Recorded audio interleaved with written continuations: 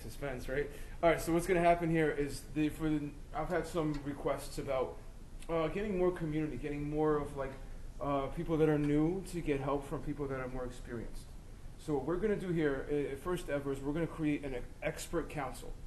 So what I'm going to do now is ask anybody that feels like they're an expert in Unity to come up. We're going to talk about who you are, and you're going to introduce your area of expertise. And then we will have essentially an expert council where you guys, anybody that is not an expert, can ask them questions. And this way we can kind of distribute some of the knowledge and have more focus in separate areas. So there will be a model. I can answer that question, but I would like to kind of spread this out and see if we can get people that really want to focus in that area and maybe have a class about it. So we'll start now. This is the first ever, not only do you get the awesomeness of standing up here and having your questions answered, you get special swag. You get swag that nobody else gets. So please, anybody that wants to join the expert council, I'm already up here, so it's breaking the ice. How long do you have to be working with Unity? Never. Considered an expert? I bet you that you've worked with Unity longer than I have. Come on up. Everybody that, yeah, please. Come on, everybody that is, essentially what the meetup is going to be is there will be organizers that may or may not know Unity that will help us organize the meetup, and then there will be people that don't need to help organize the meetup at all, that are just experts at Unity. So please, everybody that has been doing Unity for more than 3 months, get up here. This guy should be up here. I used to have long hair. If you used to have long hair, you're qualified. Please.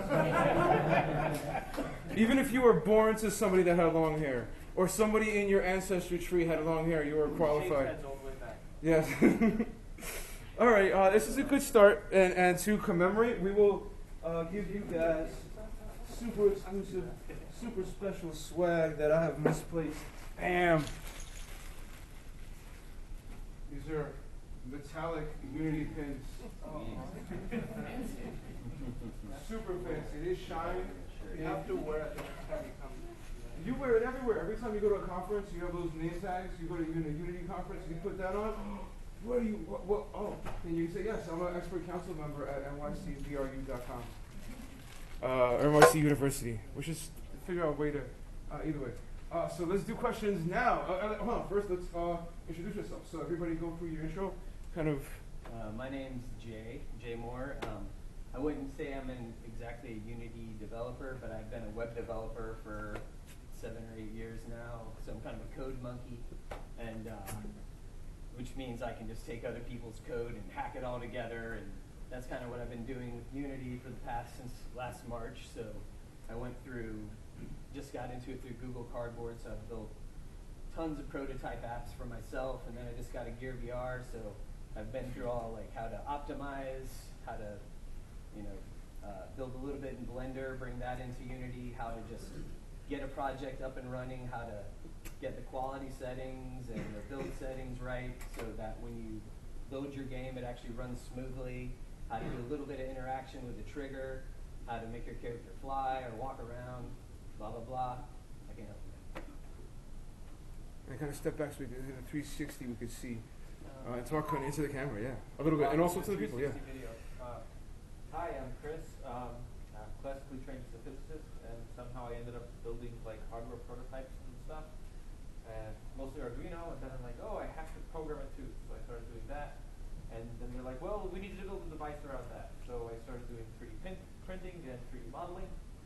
And then they asked me to build a device that was a game controller that didn't have a game to run it. So I started making Unity apps, and I liked that a whole lot better than everything else I was doing. But that's only been like the last 6 months or so. So I like to make weird things work together with Unity. Yeah. You're in the right place, brother. Yeah, so yeah. Perfect. Hi guys, my name is John Benson, and I see a lot of people out there who know Unity a lot better than I do. I don't do games very well. I'm a home developer, and I make films. So I'm using Unity to do a lot of transmedia storytelling, so a lot of iOS and haptic feedback, things like that. What? The New York Times would love you. Except that Unity HTML5 is not too great.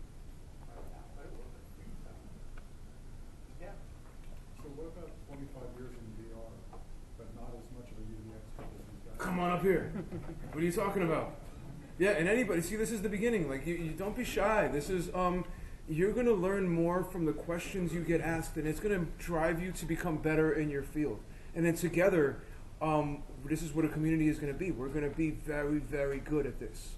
And so please, go ahead. Well, I first did VR back in the 90s, and I co-invented VRML, and I did some. Yes, I remember that. I helped invent OpenGL also. Oh, Jesus. OpenGL is way more the VRML. Yeah, please, let's get that full. Yeah. Anyway, back then the theory was that everybody was going to like do it because they didn't mind the giant wire and the fact that it cost $20,000, which I think was a little naive. But anyway.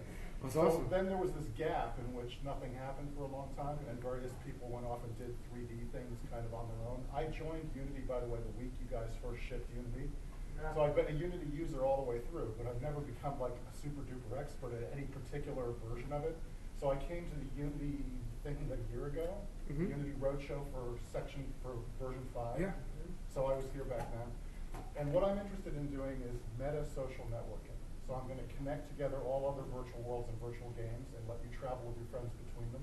So you walk through archways to get to other worlds. So I'm going to create kind of the glue that holds everything together. Yes.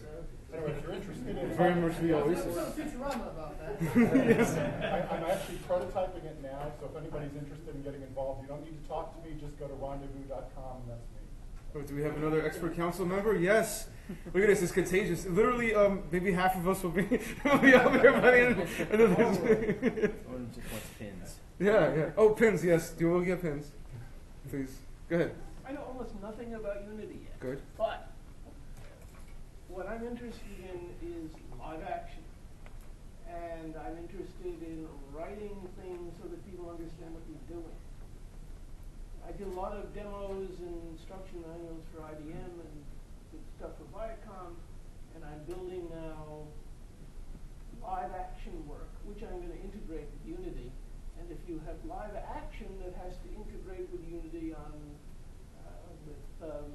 any one of the techniques that do that. Beautiful. Call it. See how what Yes, an expert yes. I am. And then you're putting it onto, pasting it onto the Unity screen is a good word for that. Also, by the way, I forgot, I was at CES and I went to the virtual reality tracks, so I can do a trip report on that. Beautiful. Excellent. So let's start by just going through your name and if you have like a Twitter handle, and then we'll just go down the line so that people know who to ask. My name's Jay, and I think I have a Twitter. I think my Twitter is UnityVRDev at Twitter. Nice. Yeah. Yes, I'll put them up on the screen. Don't worry about it. Right here, That's an incredibly good idea. and they'll also be in the notes. Cool. Name's Crystal Bellum. You can reach me at Trench Physics. That's Twitter at Trench Physics or trenchphysics.com. I'm Eric, and I write a website called Qporit, Quick Previews of Random Interesting Things. That's an acronym. QPORIT, www.qporit.com, or Qporit on Twitter, or Qporit on YouTube. And I'm also announcing. Cool. Right Just now, the name, and then I've we'll go after that. One more thing. Yes. Okay. I've just started a production company to do live action. I call it Vampire XRG.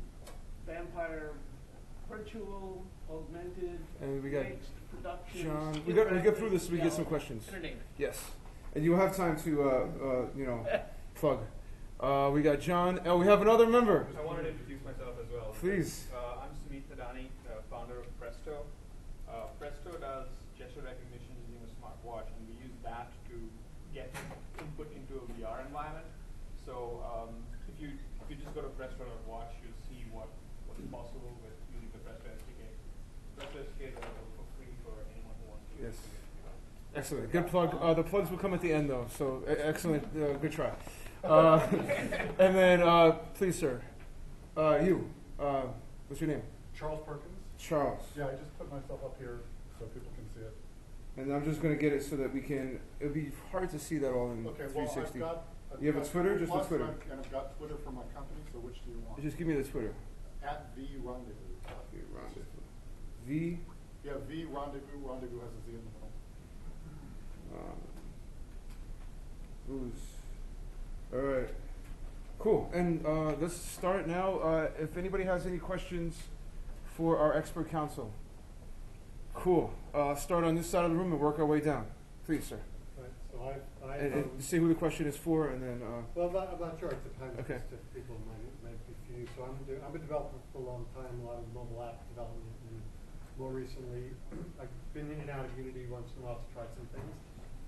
Someone I'm working for now is who Oculus Rift this is interested in me doing 3D visualization in the Rift of some of the medical data they have in the cloud. There's a lot more to what they do that I can't necessarily. So then we'll get to the question. All right. So getting to that, I got as far in Unity is to just basically have the graph get created based on the data and the different relationships between patients and stuff.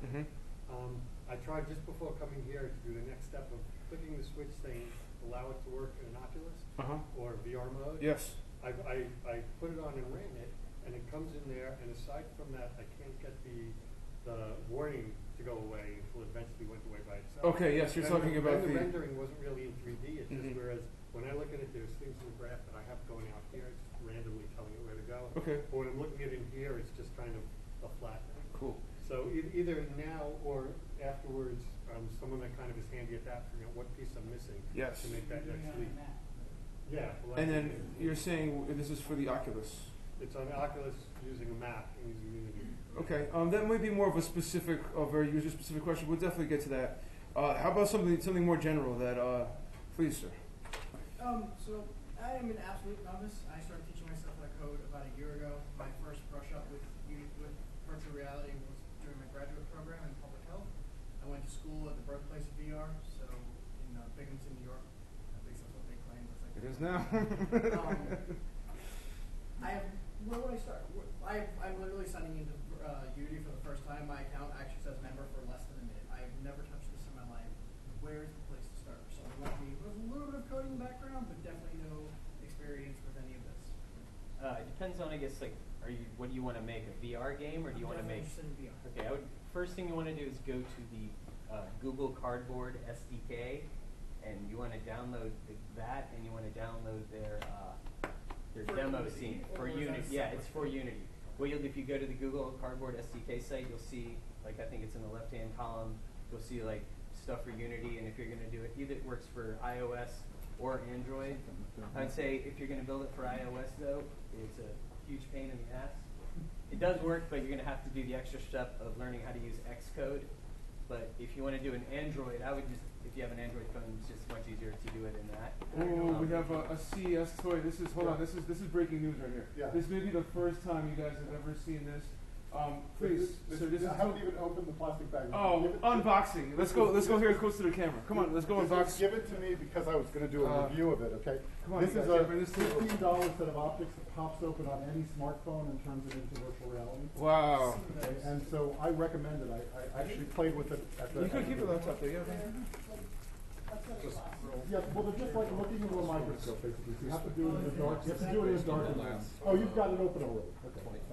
Oh, thank you so much. It's not a new thing, but what's cool about it is the optics are not totally suck, and it works on a lot of iPhone apps. So if you're stuck in the iPhone world, this will get you out of that.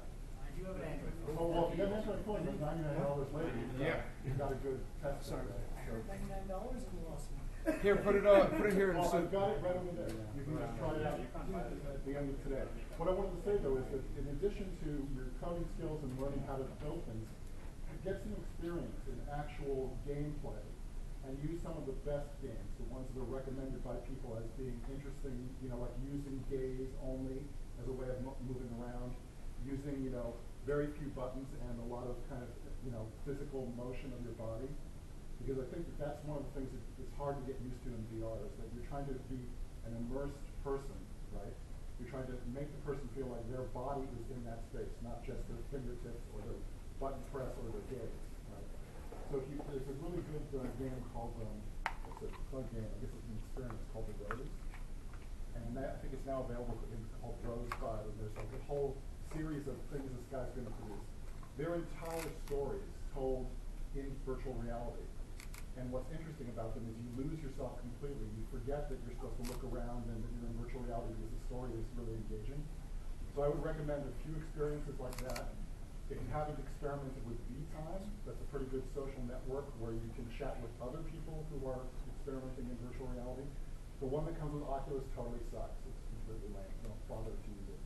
But VTime is pretty good. Awesome. So let's do the unboxing again. This is Oh, yeah. incredible. So this Well, is really, but except that he already has it unboxed, so does it, like it's Oh. not that new. it is pretty new now, right? Okay, Most well- people have never, has everybody seen this already? No. This is so it's essentially for VR, you need an HMD. This is the cheapest and most practical kind of HMD. It's the Google Cardboard. This is the unofficial cardboard. It's far superior to the real one because it has this adjustment for the IPD, the distance between your pupils. Then there is this. This is what we've been selling as to essentially support the meetup. These are the Go 4Ds. And actually now we sell unofficial cardboard with those straps, and I'll show you guys some amazing stuff afterwards. Right, and this And one now- clips, you just clip the phone in there, and this little piece of plastic keeps the left and right eye separate. And as long as you're in a darkened space, you can use a series of apps that will do 3D this way. And show how it folds up. Yeah, it folds up and goes in your pocket safely, so you can carry it with you. That's incredible. That is awesome. Well, the greatest thing of all is it's very cheap. Yes. Those are not that impressive. I beg to differ. No, they're not so cool. I've tried them. I wouldn't recommend it. They're really awesome. Yeah, but then, please, well, let's go some more questions before we get promotion. I have a, Please, lady in the back, and then, what, let me just, oh, is there, I have one more answer for him. okay. For if you want to develop for VR, there are now 3 good books. Okay. And one is a Unity developing, one is developing for Oculus, one is also includes WebVR. All 3 books are really excellent for beginners as a way to get started. Yeah. You can find them on Amazon. Awesome, awesome. And we'll have a link, so you give me a link, and we'll put the posters up. You need So to lady order back here, them. and then, go ahead. So this question is for anyone really. What are your favorite free assets? Oh, so right away, you gotta talk about Unity, the Unity assets, the Yes. one that he showed. Those are Exactly. Specifically, you know, You gotta talk about the controllers. There's a Unity asset pack has controllers for vehicles, planes, and people. And that will get you covered. Yes, the standard asset pack. Unity standard are awesome, and for some reason there's no information on it. Like I'm making this game where you're shooting on airplanes. Unity has the AI for airplanes built in. You just say, okay, this is the weight, so much power it has, and it can fly around beautifully. Just say, okay, there's this out there. It's very realistic. The same thing with cars. Then you also have person control. That's going to save you a ton of time when you're building something. So I guess the standard assets is awesome. Yeah. There's also other places you can get assets to, like any 3D models. Unity, if you can go to this opengameart.org. There's another blend swap. You should be a. There's tons of free model sites. If you get a model, you can just drag it into Unity, and it'll convert it into the type of model Unity needs, and you play around with it then. So was that Blend Swap? there's blend swap. There's one called Open Game Art. There's another one I can't think of the top of my head, but I'll look it up. I'll tell you before the end of the Turbo Squid? Yes. There's Turbo Squid. I mean, And if you haven't tried the assets that are entire games that are free as sort of examples, there are a few of those that don't completely suck. I only have old information from a year or 2 ago, so just go into the asset store and try to find a complete game, because often they're done by someone as an example, and you can walk through and change things and see what happens. That's a good way to learn. Actually, in January, they released a bunch of sample VR games here. Yes, we were gonna go through that. Asset. You should absolutely look for it. There's like a shooter, there's a bunch of other ones. Right at the beginning of the year. Because the greatest way to learn is to sort of break those, Yeah, you and go then, in there, you just look around, and How do you experiment with the game? you don't have. Well, you can always do. It's not like you have to buy specifically. You can actually. you can build them on your phone. You have a phone. All you need is a phone and a computer. Yeah, it's really. Those specifically with the gear, if you just disable virtual reality mode, it just works with the mouse Yep. input. So you can hit, or you'll be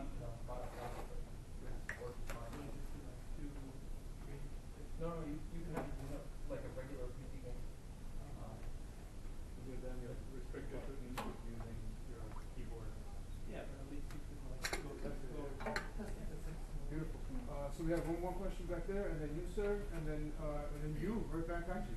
All right. There was any, like, if you wanted, you know, if you're interested in building assets, is there some kind of assets that, you guys think, is really needed in the Unity store? I know in the previous class we talked about, not having enough audience, but is there any other kind of assets that you guys feel like, if I'm building assets for the Unity store that, I wish I had that?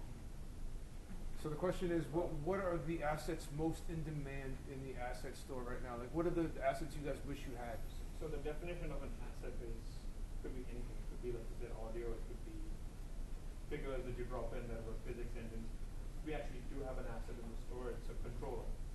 So I mean, the question is the ones that you want. The one Yeah, that he I wants think his is the own one that I'm putting in the asset. store. Yes. Okay. I'd say Very good. there probably needs to be more low poly graphic assets. If you're building stuff for virtual reality, you need to have a low number of triangles, especially if you're building for mobile. And so there are a bunch of, like, you'll see like those cartoony looking trees that is basically a bunch of like, what do I call them? Not a cones stacked on top of a cylinder, stuff like that. There needs to kind of be more, I think, things like that for people to really get the most mileage out of their scenes. If you want to have a lot of game objects in your scene, they're going to have to be real low poly and And that's very true. The most in need is the stylized low poly assets. And they're super easy to make. Like, it's really kind of like abstract art. Like, you can look at Picasso is was such a great artist, not because because he uses like more paint than any other artist. It's because he really simplified shape, he simplified form, and created a certain style with it. And if you can do that, and like he said, it's really a tree is a cone with a cylinder. If you could make that, a little angle to the left, you'd be surprised. And in VR is literally mobile right now. If you're doing cardboard, if you're doing gear, it's on a mobile device. You need mobile assets, and that is absolutely the full. There's one more asset that you want to see. Yeah. Well, if you're allergic to coding, you probably want to add interaction to your game anyway. So Playmaker is great. Oh, we would do a session on that. Do you want to be the Playmaker expert? I don't know it at all. Do you want to start learning? You will. Yes. We have a new Playmaker expert. That is. And also, if you like to start learning Playmaker, you'll probably know more about it than most people. And it is very little coding. And I would say that assets that focus on sonic landscapes that interact with objects would be very interesting. And there aren't a lot of those where they're 3D sound, but they're not like a traditional explosion or a thing that's localized. It's more like they look at the environment and have a continuous musical theme of some kind. Yes. We're about to run short on this episode, or this question and A, so we're going to shut it down. We're going to restart in 1 second. So just bear with us.